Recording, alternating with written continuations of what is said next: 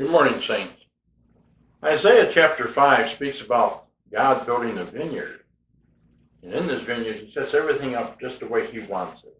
He says, and after he's done, he says, what more could I have done to my vineyard that I have not done in it? Verse 4.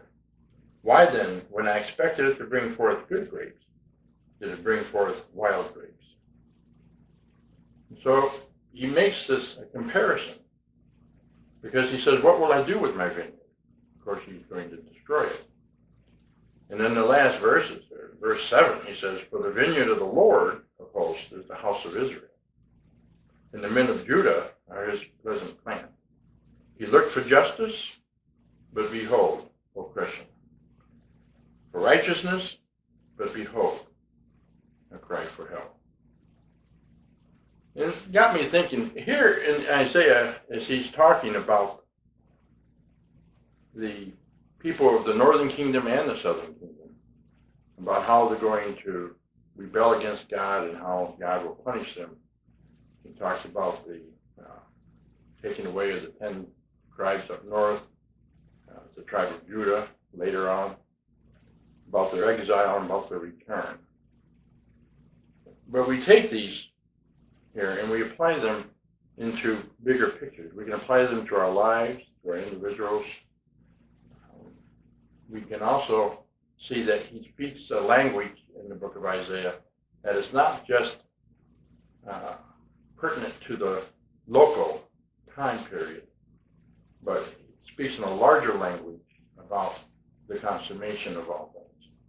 Is this, as he's talking about judgment and restoration, he's not just trying to talk to them in their own time period, but he's excited about the restoration. And it kind of squirts out, if you will, about how he's going to restore mankind totally in the end.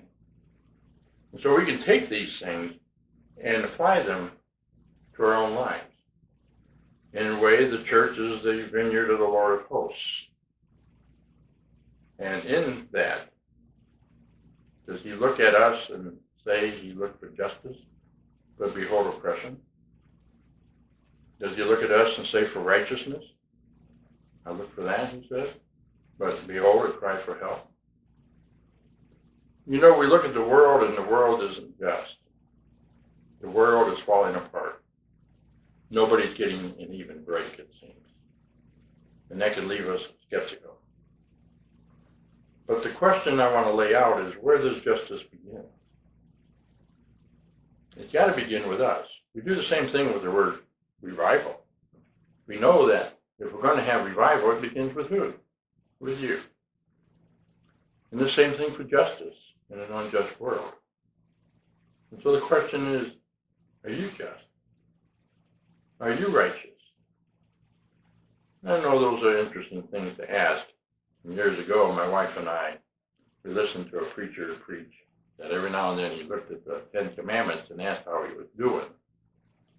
I wanted to raise my hand and say, I think I know. Not pretty well. But the point is, we shouldn't be looking at the 10 Commandments to see how we measure up. We should be looking to Jesus. And if we want justice, we have to take that from within us, the Christ in us. That's what happens when we become followers of Christ. Christ is in us. And that makes us new people with new ideas than what we formerly had. New focus on what we were going to do. And so I ask the question again, as Christians, are you just? Are you trying to restore justice in your own world? To make things better for those around you. Give people an even break. Because that's where it has to begin. And so corporately, if we're all individually looking to be just, to do the just thing, to do the right thing, we have this bigger picture of the church doing the right thing. And that's really the work of God. God has been working to restore justice in an unjust world since the fall of man. And he plans to complete that at the second coming.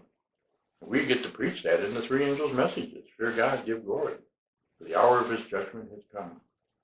This is the time when God is restoring justice and eclipsing the old kingdom of darkness and replacing it with the kingdom of light, which is why we get to preach the second angel's message. Fallen, fallen is Babylon.